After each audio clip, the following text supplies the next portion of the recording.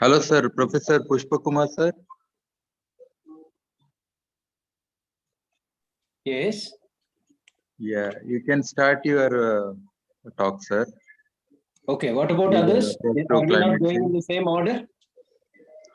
Yeah, that's fine because some of them are joining a little bit late, like that. Okay. We would like to start with you. You make the tempo of this today's topic. Then you Okay. give your talk. Give me just 1 minute. Okay. Yeah, yeah. Okay, sir. Okay.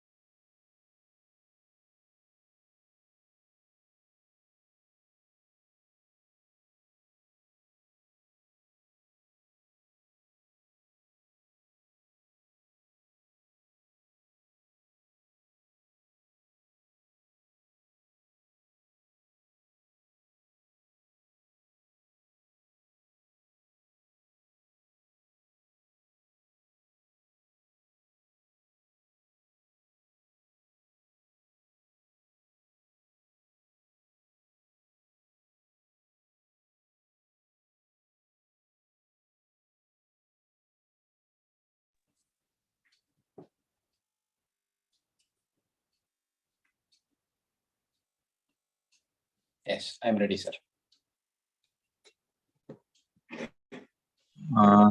Thank you very much, sir. It's great to today, in the context of COP27, would like to listen to you, sir, as a professor from College of Law, Delhi University. You have vast experience. Yeah, please start the talk, sir. You may introduce briefly about yourself. Okay. Yes. Thank you very much, sir. Very good afternoon to all of you. I'm very happy to be part of this webinar on legal approach to climate change, organized, as a part of the, negotiations to involve the people from different, walks of life, in the name of a conference of people organized by CGR. They have been doing this kind of a work for a long time, I know. And last year also, they have organized this people's, conference of people. And it's a very unique, initiative. I've not heard anything like that, elsewhere happening, involving the people and experts to discuss about the climate change related issues.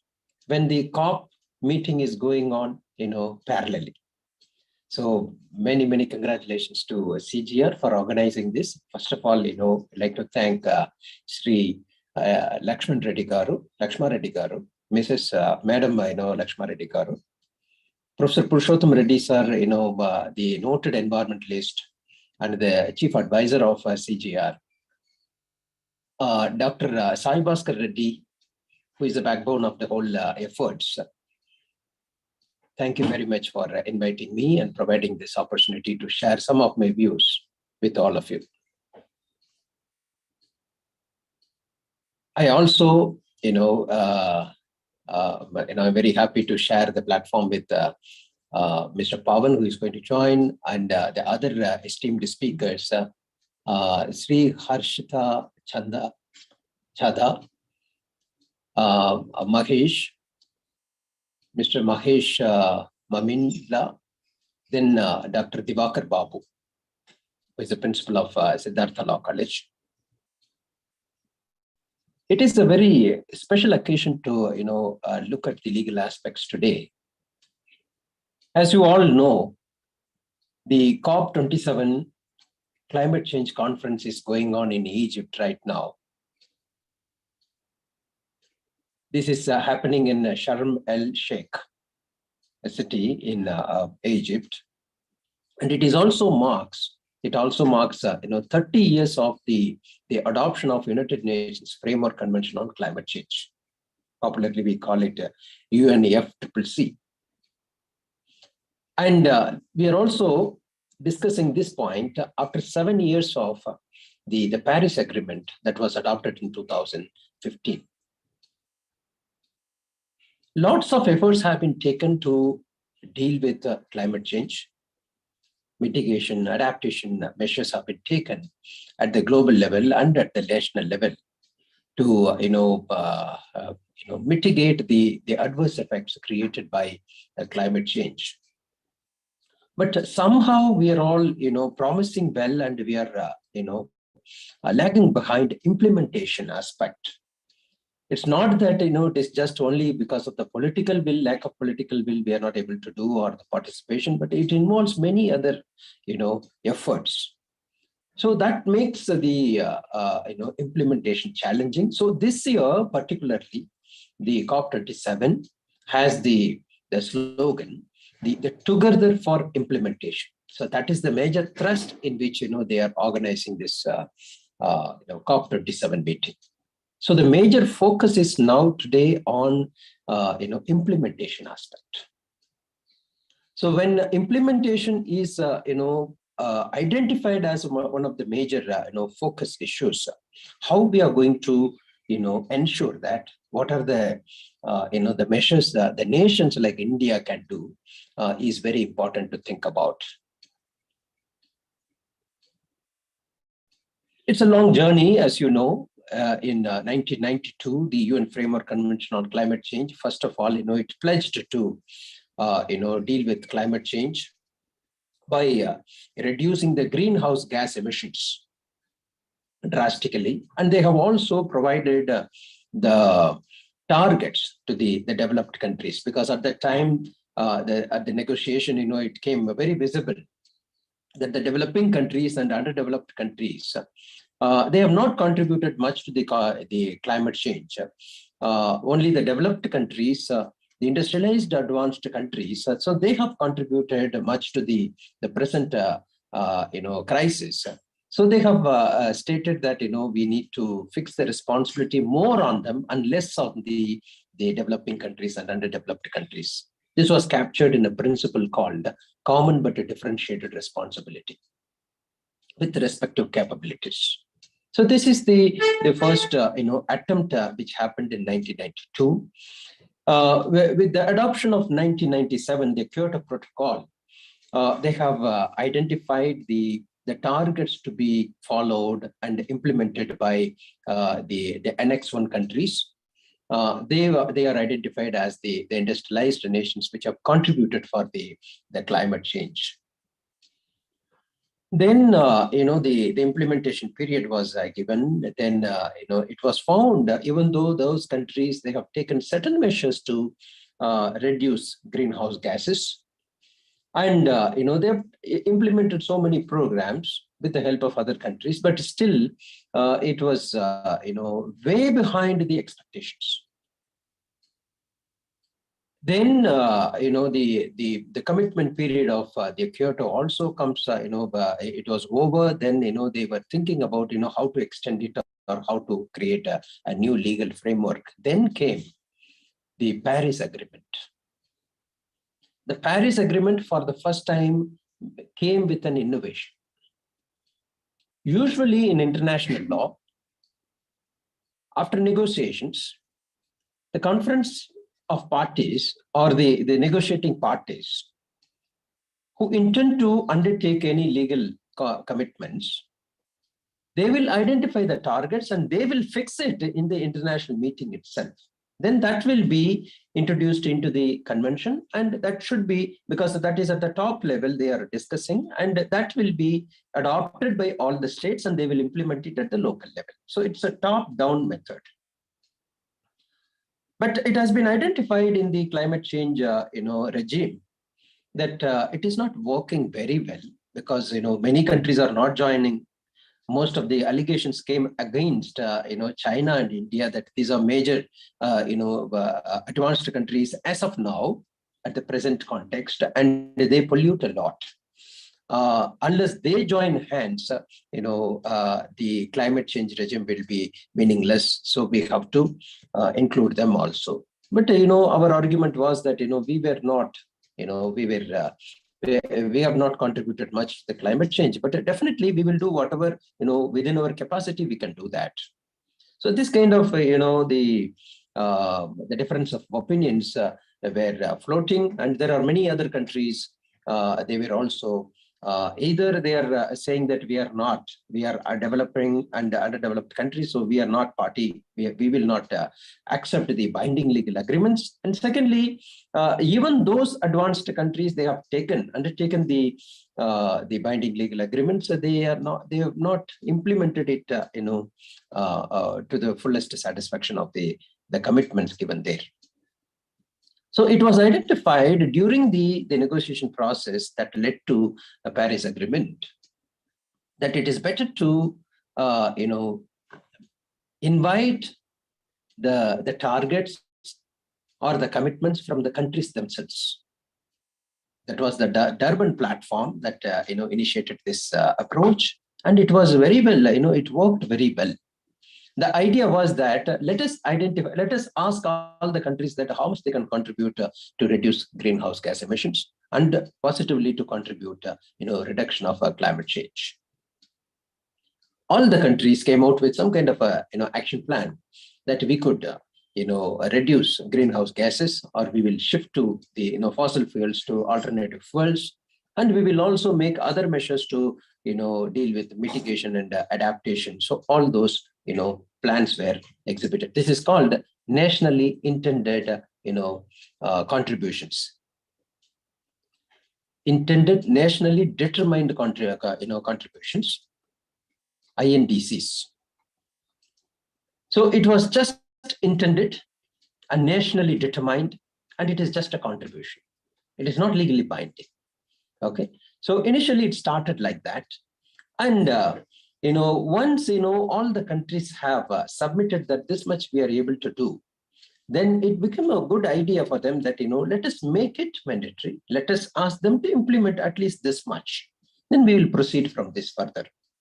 So in Paris Agreement, what they have done is that they have only aggregated all these commitments, and they said that let us implement whatever has been already identified possible by the countries. Now it has become INDs, intended national determined contributions. So now the Paris Agreement is now on the strong footing that there is no division between the Annex 1, Annex 2 countries, like the developed countries, developing countries. There is no such thing now prevailing. All the countries are parties to Paris Agreement. They are coming from developing countries category or underdeveloped countries category, countries in transition, and also the developed countries. So all the countries are there to deal with the climate change effects. It's a beautiful development in international law itself, I'd say. So it is a bottom-up approach, and also, guided by the international thing. So you can say that it's a bottom-up approach or a mixed approach of both the top-down as well as the bottom-up. It's a classic example of how the democratic way of international lawmaking. And all the countries, when they have given these commitments, now they have the option to implement only. And for that, you need financial support, technology transfer, implementation, push. So all these are required in every state. And the Paris Agreement also made a point, clear that, every 5 years, let us, see that, this is being upgraded. The targets that we have, fixed get upgraded, and we will not go down, and it will be going up only. So that is a way that, you can implement the climate regime in a better way. So like that, they try to, reduce the rise of a global average temperature to well below the 2 degree Celsius, then and ideally under 1.5, above the pre-industrial levels. They also wanted to, build the ability and the capacity of the peoples and the communities to deal with climate change, and to build the resilience in each countries and at the local level also. So building the resilience is very important, because now the mitigation of the climate change is really, we all know that it has limitations. You are not going to stop climate change. Let's understand the fact. There is no way possible to stop climate change from one point of time. So now it is going to be like this. We have to live with it, and it is going to aggravate slightly more, and we have to slow down our aggravating activities only. That's the only thing we can do. Then in that case, the adaptation is so important here. How you and I will be able to adjust with the situation. And if the income sources are disappearing, so how we will be able to move to the alternative ways, and how we are able to cope with the damages that is being caused by the climate change at every level, at the village level, at the family level, village level, state level, national level. So you have to have some kind of the backup and the capacity. That's called the ability to overcome the difficulties. That's called we call it resilience. Creating the resilience. So this is what we have tried to achieve through the Paris Agreement, and also creating the funding, financial plans for that purpose. So it has been a big challenge at the international level. Right now, what is happening is that, we have created a green fund, but, many countries have not contributed. And so now, they are, negotiating that, how to ensure this fund flow. And also, the countries are still, even today, they are hesitant in, sharing the technology.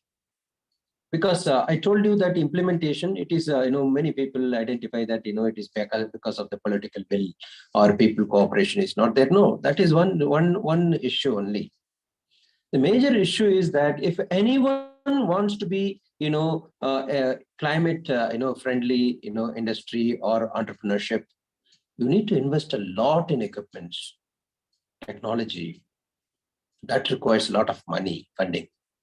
And it requires new technologies, and these are protected, under IPR regime. So there is a provision under the UN Framework Convention on Climate Change, as well as under the Paris Agreement, that the countries, those who have good, clean technologies, try to share it with other countries, technology transfer through technology transfer measures, so that the other countries who are not able to invent much, or not able to have best technologies, will benefit from this. And this is still a problem that we are not able to identify, because the countries don't want to share it, and because it is with the private parties. So anybody who is a patent holder is normally who would like to share for a free of cost or for a less price. For the humanity, we have to now think about it. They have to think about it, everyone. So the countries and the conference of parties should come out with some kind of, viable methods, some incentives, some award systems, okay, some recognition for those, who are, ready to share the technology with the developing countries. We have not come out with such things, okay. So if you are an inventor, if your technology is going to be significantly useful for, developing countries, small island countries and all, and if you are encouraged to share that, and if you are made as a hero, and you are, really celebrated in the conference of parties, definitely anybody would like to know. Money is a small thing for anyone, big industries. So they can definitely come forward if you could recognize. Targeted work has to be, undertaken in such, measures. Okay. And coming to the national scene, how to ensure through legal frameworks to work, the climate policies. India is one of the pioneers in taking, climate change measures. There's no doubt about it. We came out with the first, implementation mechanism in 2008, much before many countries started. The National Climate Change Action Plan. It came out with 8 missions, and they have added with 4 more missions to deal with the different facets of, the climate change. It works. That is the only document that we have, a policy document that deals with the climate change, regulation and monitoring and implementation in India. Even though we have several laws, for example, Air Pollution Act, the Prevention of Air Control, the Air Prevention and Control of Pollution Act 1981. It directly deals with climate. Because the emissions coming out from industries or any operators that that use the fossil fuels, that ultimately ends up in the atmosphere. Then the vehicular pollution. So we have such laws are there, but their contribution to climate change is too limited. And we do not have a special law on climate change in India. There is a high time that now that, we should, think of adopting a climate change law at the earliest. Efforts have already been taken. A draft has been already prepared. The government is working on it, but, for, many reasons, it has not seen the light of the day so far. So one is, ending the greenhouse gas emissions, ending the coal, related, fuels in the industries at the source itself, so that, you need not worry about the climate change later when it is coming out as emissions. So this is the approach to cut the carbon emissions at the source itself. Another approach is that, you are not, because, there are arguments that in India cannot drastically change the fossil fuels. So we may slowly, phased manner only, we will be able to eliminate fossil fuels. So for that, we will continue to use it for some time then, but anyway, we will be, working on alternative fuels like, solar or wind energy, thermal energy, other things. So that is also working on. Then in that case, how to, curtail the emission level when you use the same fossil fuels and other, polluting sources. So how to reduce the emissions, greenhouse gas emissions that end up as a big problem for climate change, and what kind of legal measures we can take for that, or financial incentives we can give to the industries. So that is another approach that we have to look at when we talk about the legal aspects of climate change. India is really committed, but the legal mechanism is one thing that is wanting here. India has already stated that we are taking all measures to reduce greenhouse gas emissions, particularly the emissions intensity in its GDP level by 45% by 2030. This is our commitment to the Paris Agreement. And also we have, committed that, we will be achieving our long-term goal of reaching net zero emissions by 2070. So this is also our measures. But if we want to achieve all this, you have to, our electricity generation, our energy generation has to be looking for different other methods, not based on the coal. And that is really going to be very harmful for environment. So we have to, as a country, it is now its major focus is promoting solar stations, solar grids to promote the energy production through solar. That is one thing. Secondly, wind energy is one of the major threats, tidal energy. Then we are also looking for other alternatives, so that the vehicular pollution can be stopped. But now, most of the vehicles are turning into the electric vehicles. Okay, so very soon, we have to introduce drastic measures to eliminate the petrol, diesel cars and the industries which are running with the help of the coal, and we have to move towards the electric-based or solar-based, sustainable technology. Then only we'll be able to sustain as a country also, and global, climate change can be reduced. Let us see how it goes. And for this, all this, a policy will not help. An action plan will not be, adequate.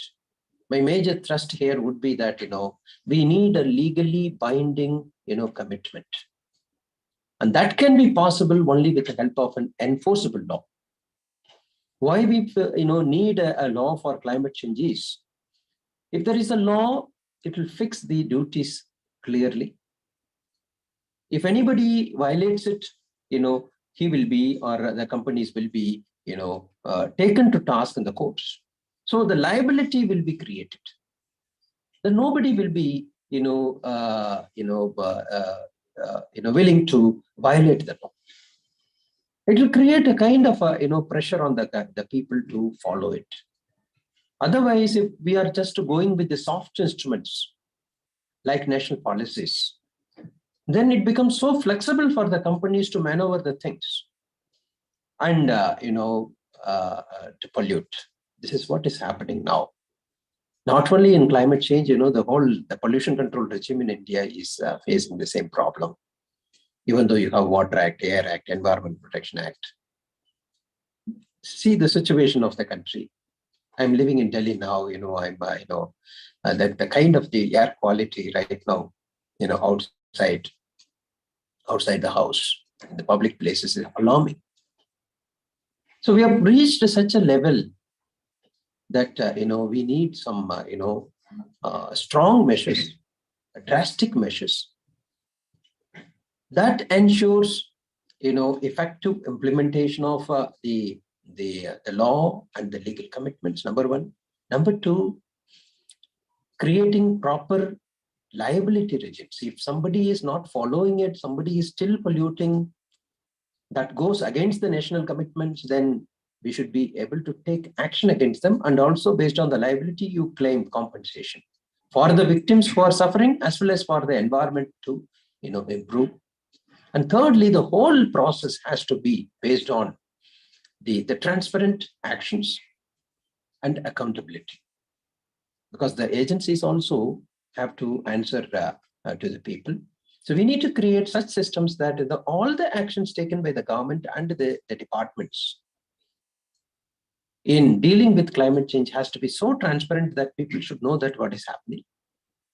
And the accountability, if anywhere goes wrong, including the state or the departments or the industries, they should be made accountable. So this should be the major thrust of our the whole legislative, the framework that we are planning to come out with. One last point.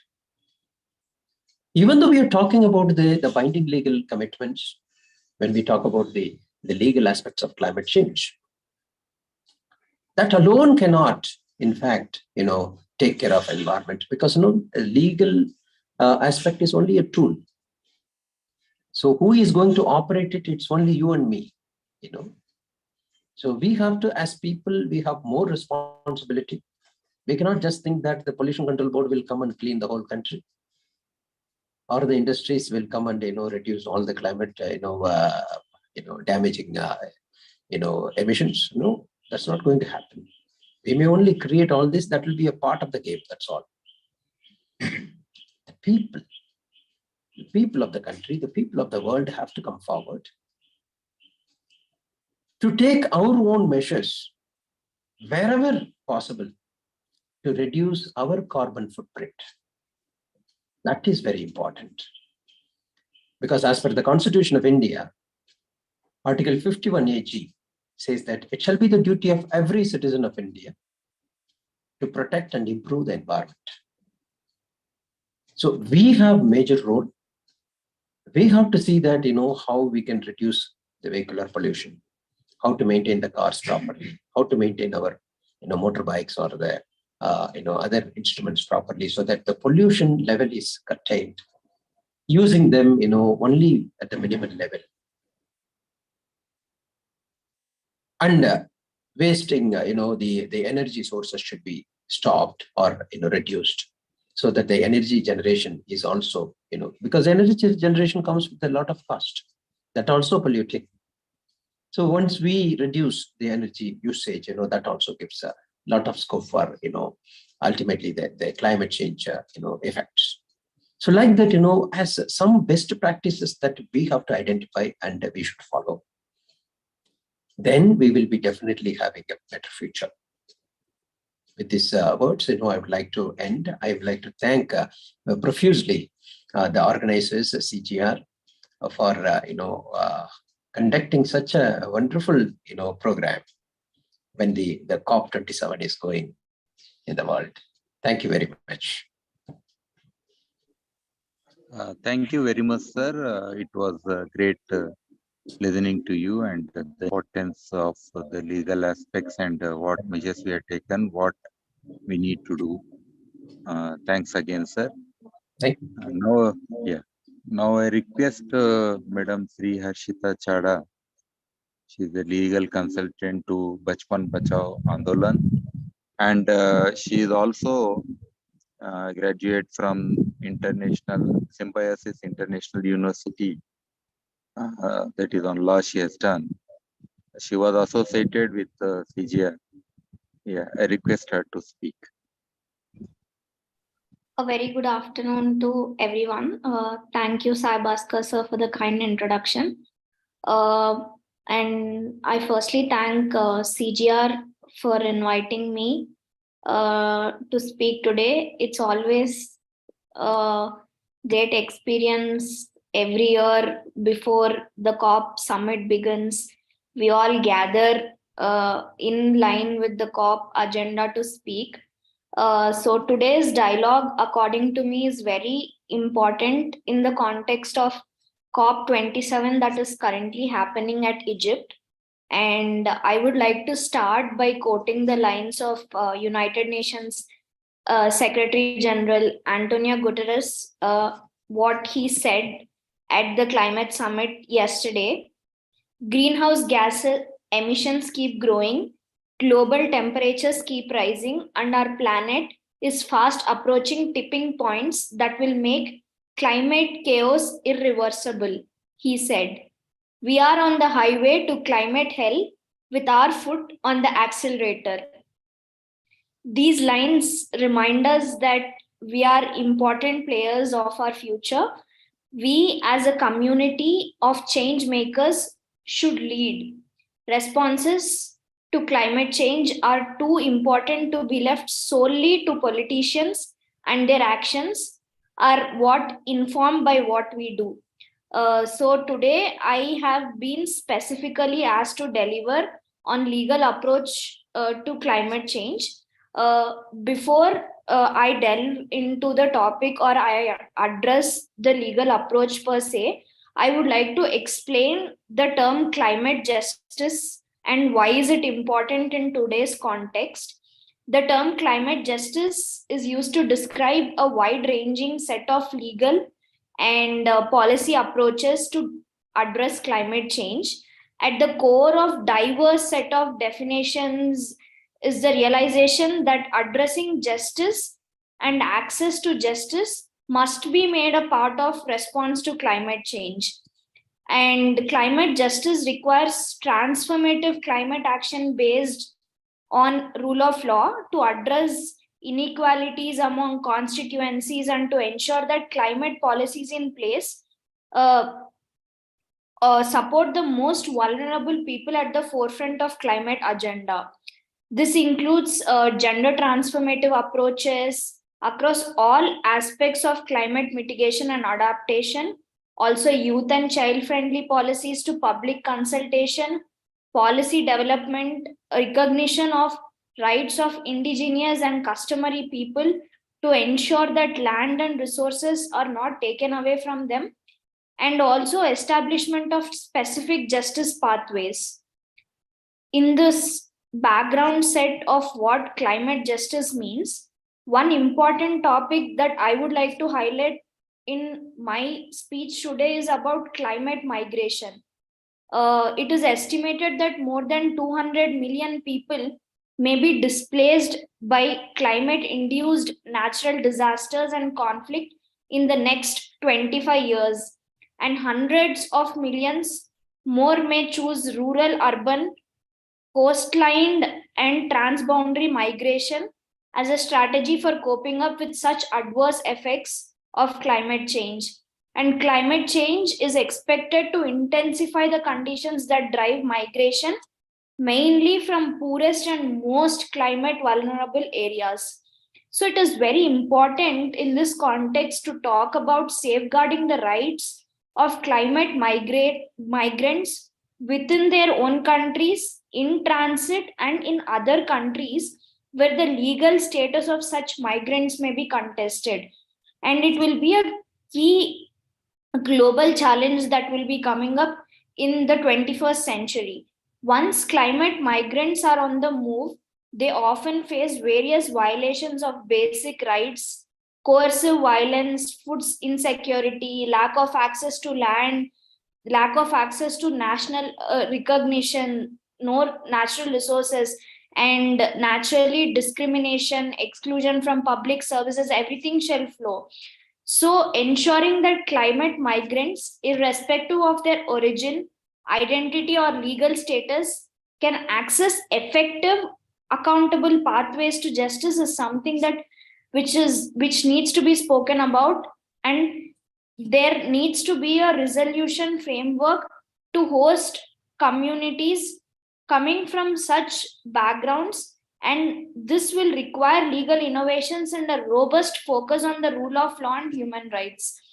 Regulatory frameworks and justice sector capacity development is very important.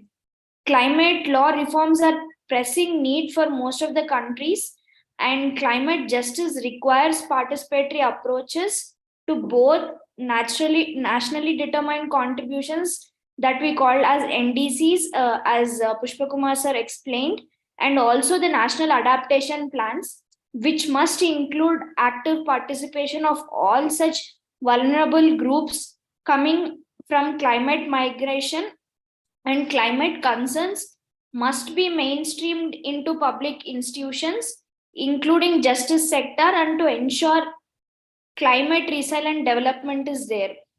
Also, one more thing that all of us should understand is rule of law can be a powerful enabler for national and global climate mechanisms because it will support the transition to a low carbon future. And legal empowerment and protection of civic space also can enable people and communities to claim their environmental rights, while inclusive policy making ensures climate policies are informed by and more responsive to their needs. So it's very important that people centered justice systems are developed, and access is given to all these vulnerable groups so that they have a set of inclusive and sustainable management is set in place. So in the light of this, some policy recommendations that all of us can do is we have to ensure that climate vulnerable communities are empowered, and then institutions to promote transformative climate action should be put in place in order to redress the issues that are arising out of such climate change. Then feminist climate action based approach also should be worked out. That is, all of us should understand that there is a disproportionate impact of climate change on women and girls, and they need to combat barriers and discrimination.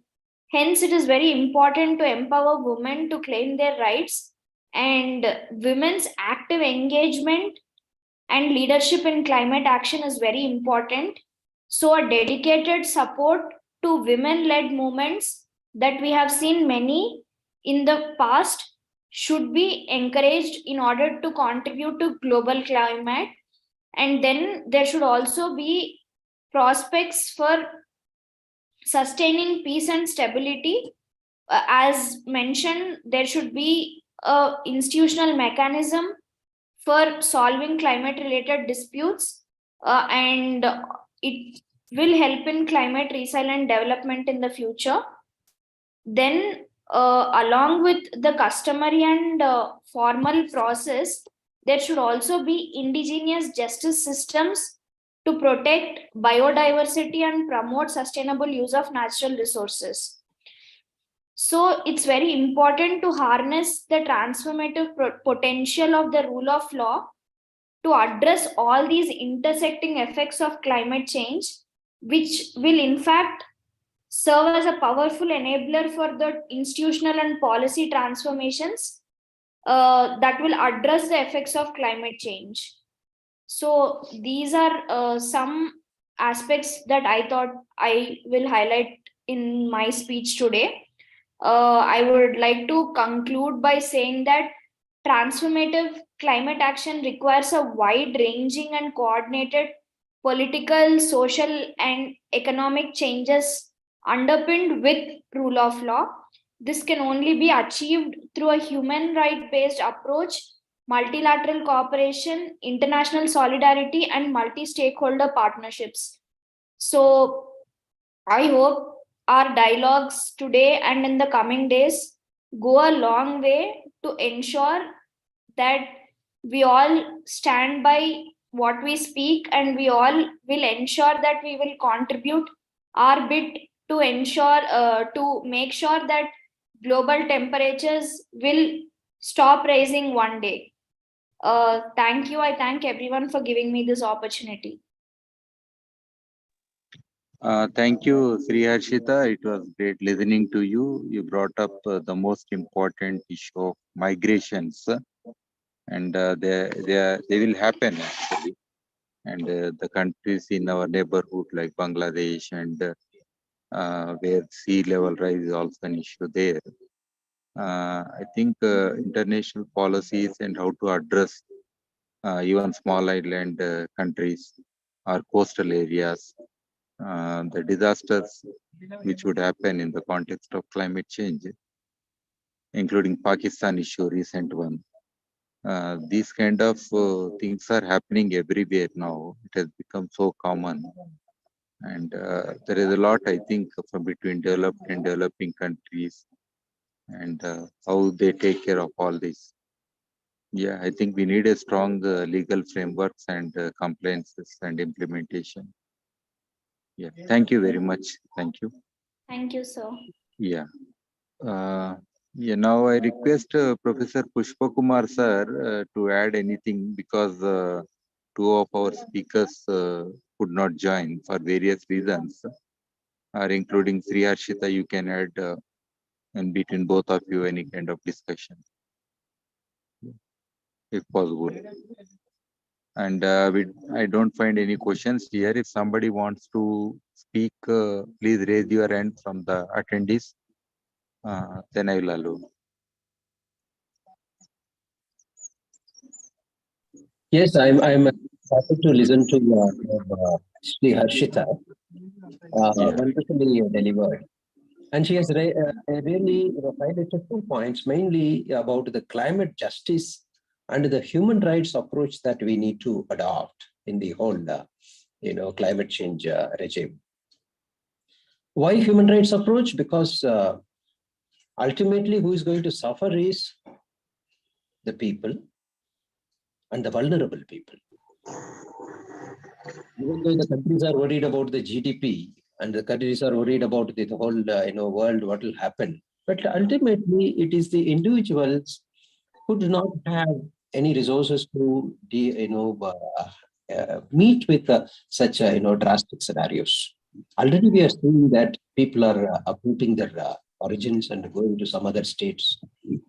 And from many states, people are migrating to other states for job and other activities, because agriculture already fails in many states, and most of the traditional occupations are now ending.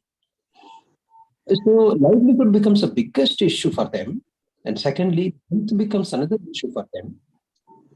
Food security becomes the next issue. So like that, it all directly, they hit the individual's survival.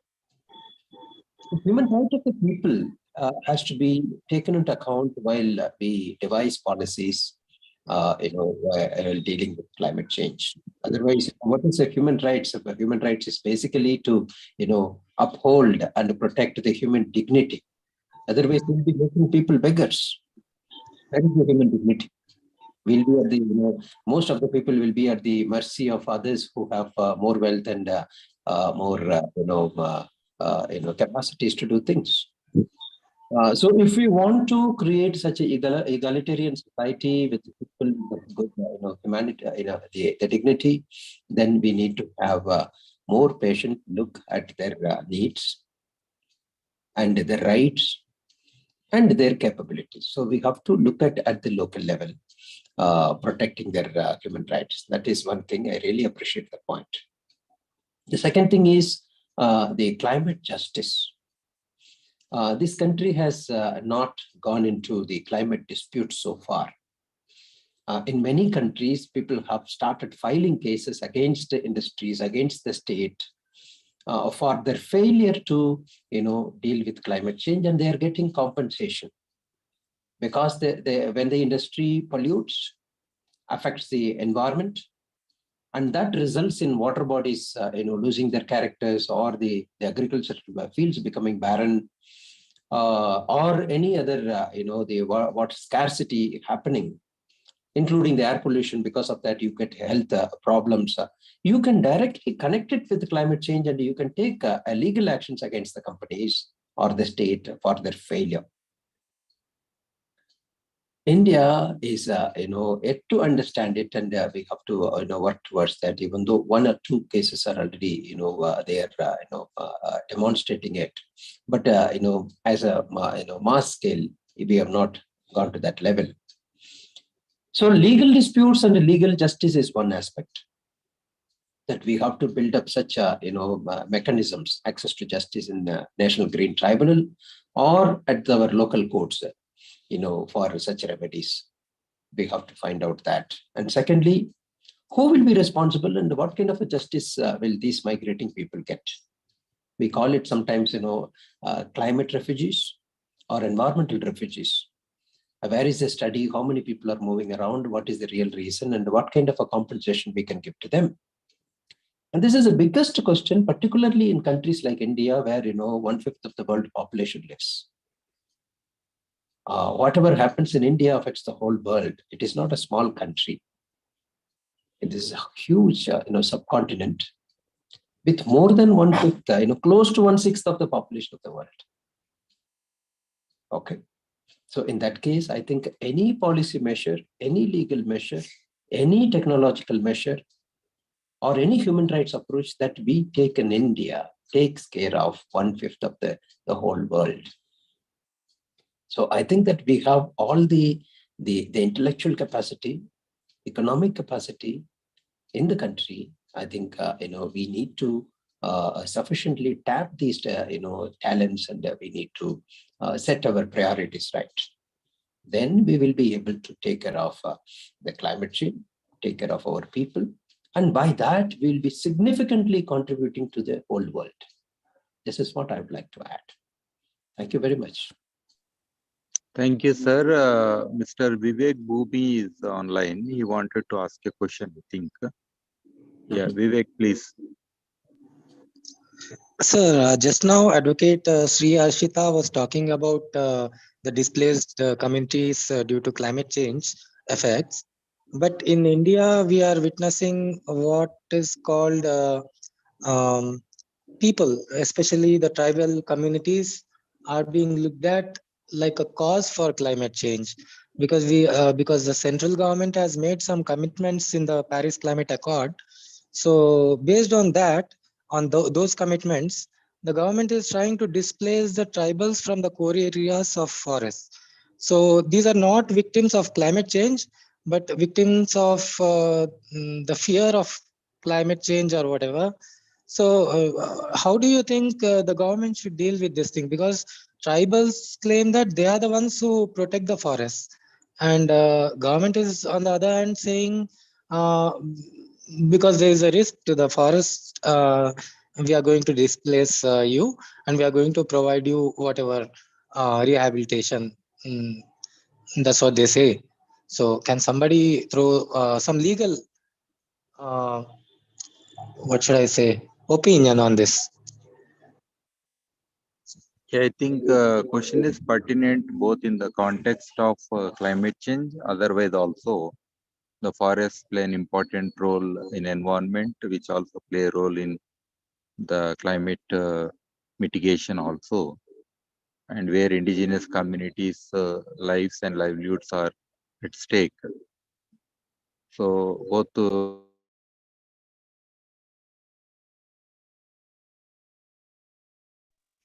yeah, both can cover.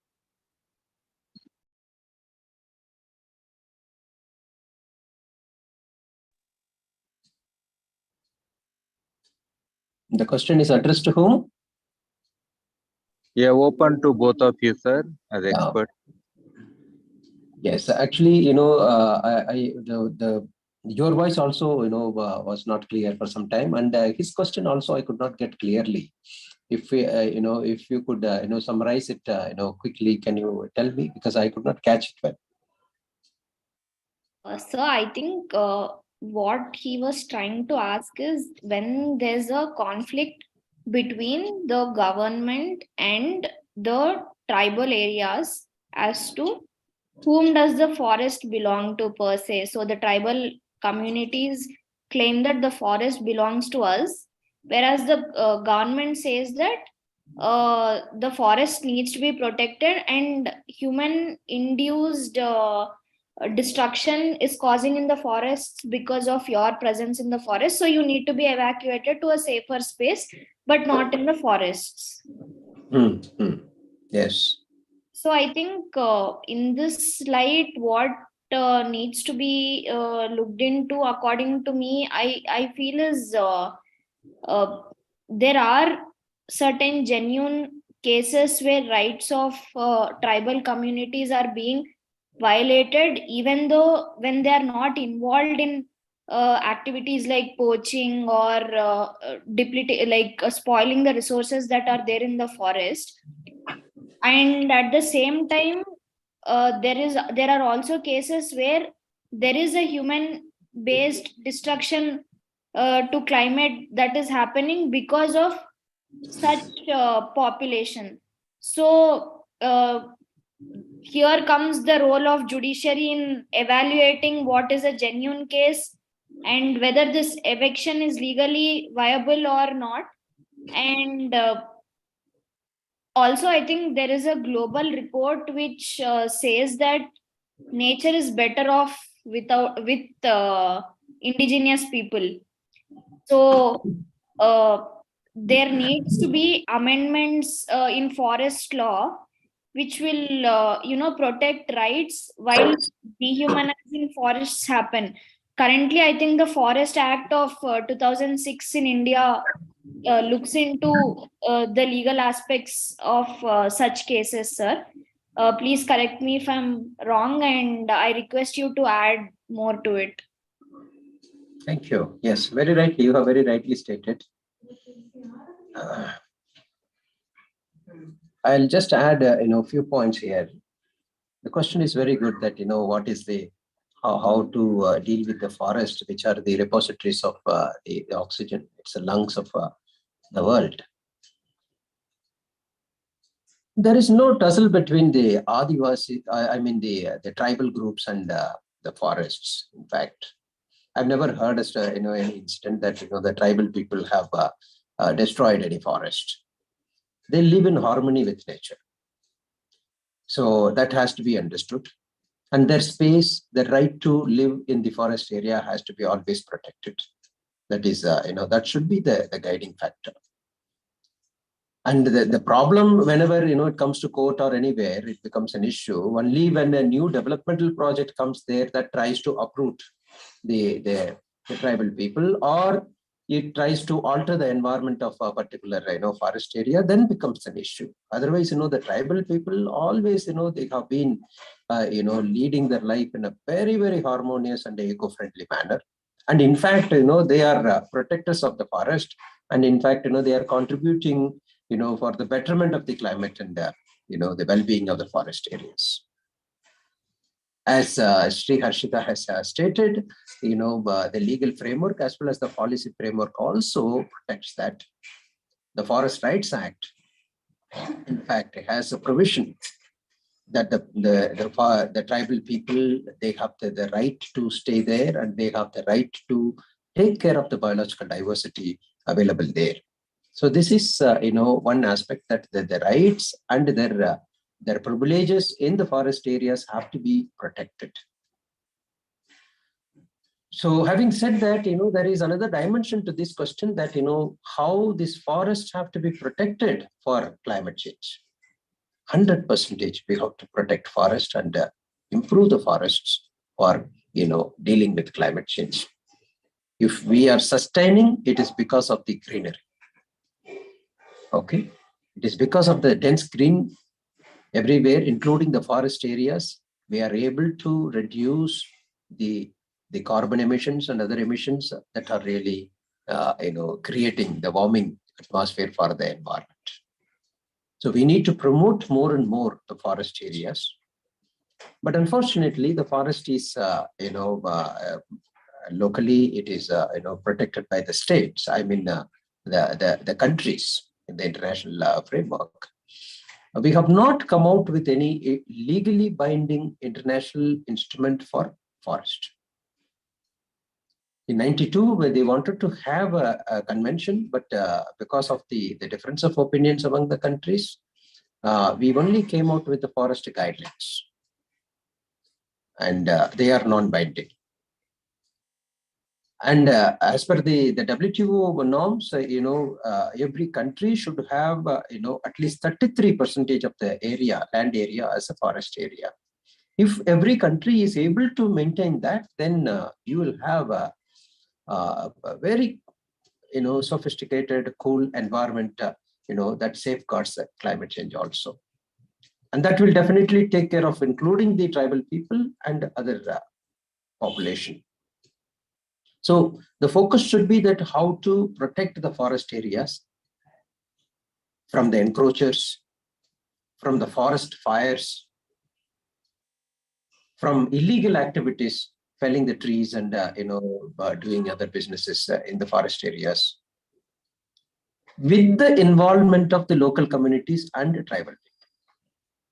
I think our focus should be this way, because there is a lot of scope that the tribal people will be able to help the forest department in protecting forests. So that potential has to be tapped, and we have to, protect the forest. And once we do this, the forest protection, then hugely you can make difference in, combating climate change. Okay, thank you. Okay, sir. Thank you very much for explaining. Now we have one more question from Mr. Bhanu from City College. Yeah, Bhanu, please. Good afternoon, sir. Has Sri Harshita madam said about the climate migration, sir? So that hundreds of millions are displacing due to the climate change, sir. So nearby our countries, Bangladesh, Sri Lanka, and all people are facing problems, and they are migrating due to the climate change, sir. So why India is not accepting them, sir? So India is not signing the climate refugee agreement, sir.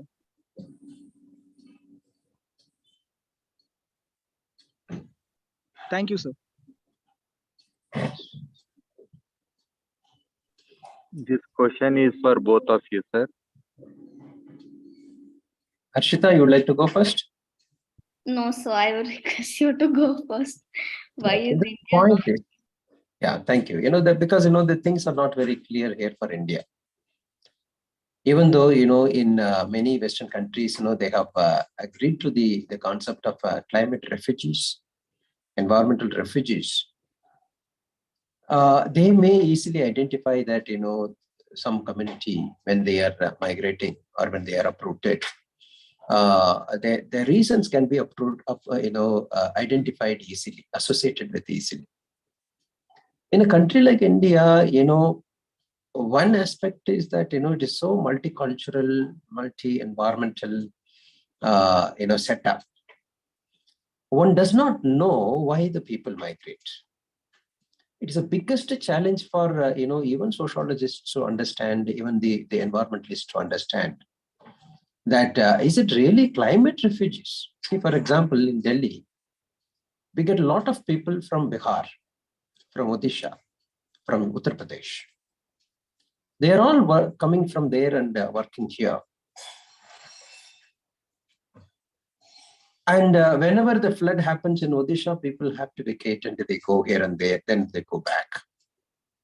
And Bihar, most of the, the agriculture belt is failing. So the unemployment issues are there, economic crisis is there. So they come to not only in Delhi, other areas also, but because I'm seeing people coming here, I can see that people are coming there. And the UP also the same issue.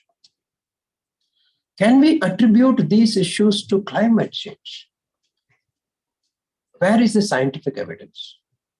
And where is the finding, any finding to say that, people are coming, people are, sent out of their places as migrants because of the climate? Clinching evidences or even the general evidences are not available, and we do not know, in fact. So for that matter, I believe, because there is no official statement from the government. So for that matter, I believe that the governments are also struggling to see that whether we can identify them as, climate refugees. So this is one aspect. We understand that, we are not able to, identify or be part of the climate refugee protection schemes. But we have other ways. We're trying to deal with them in other ways. Migration laborers issue we are talking about, and we are looking at as a social issues, social security issues for the laborers.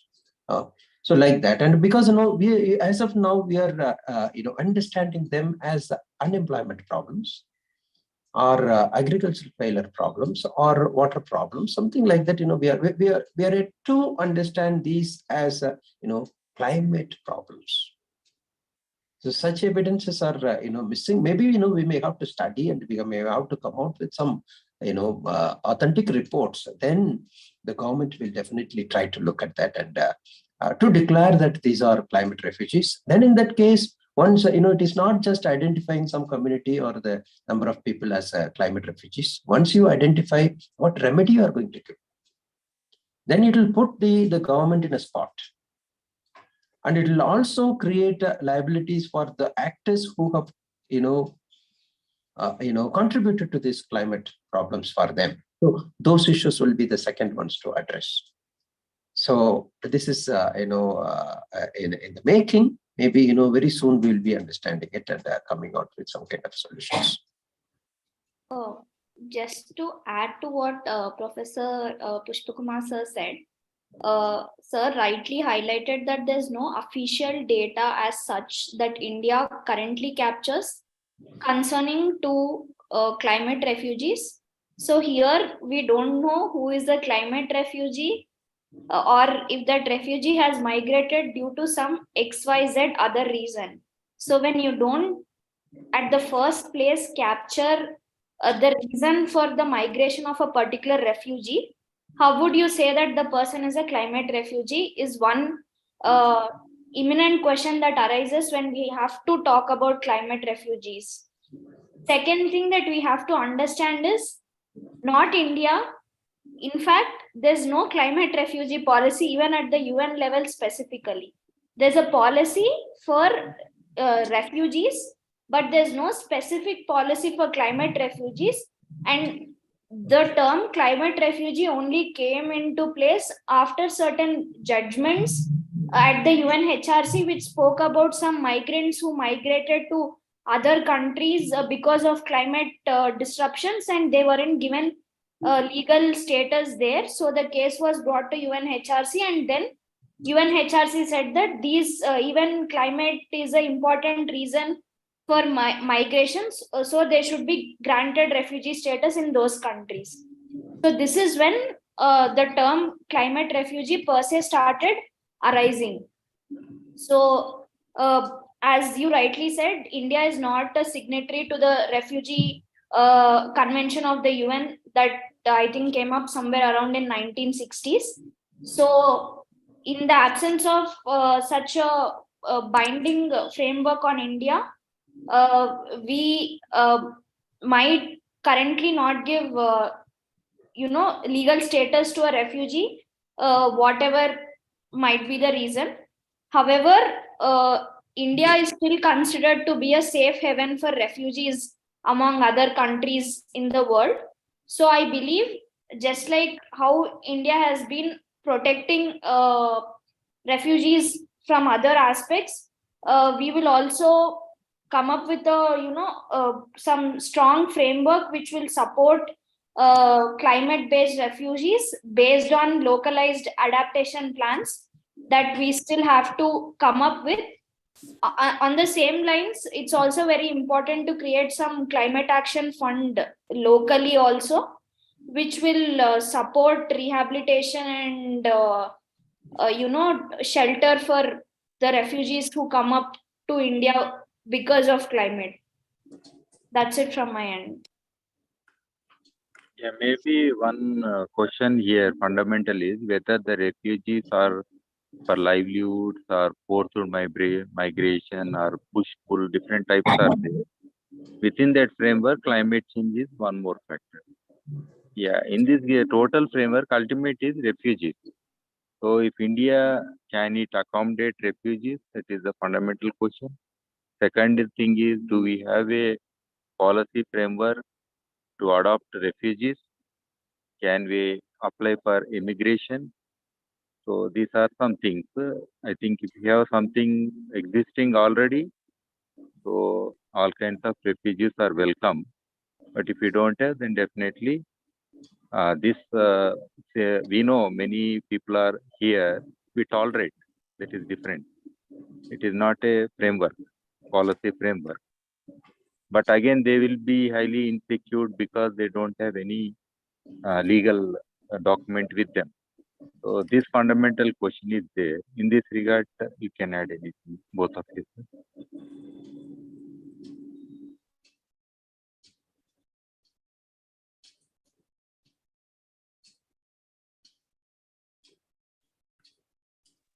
Sri Harshita, you can start.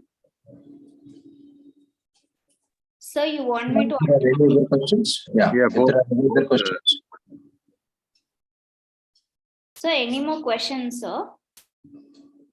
No, over now. I think this is the final question. I said, finally, do we have a framework which can adopt the refugees legally? Not something solid in place, sir. And since India has been refusing to be a signatory to the UN refugee framework also since a long time, I think there needs to be something solid that has to be brought up with regarding refugees in India, sir. So I think that's something that needs to be highlighted in this context. Yes. Yes, I also agree with the same because, we are not a party to the UN Refugee Convention. For different reasons, we are not party, so government is not, convenient enough to do that. So in that case, whether the climate refugees can be protected in India, how it can be protected in India, that we have other mechanisms. Whenever the displacement happens, we try to take care of them under Article 21 of the Constitution. Okay, so if the right to life is affected, if their safety is violated, or any other livelihood security is violated, then normally we seek remedy in the higher judiciary, in the High Court or Supreme Court, taking care of such people through representative methods, PIL and all. So this is how we are right now doing. There is no such policy to deal with the climate refugees here in India. Maybe we may have to work on that.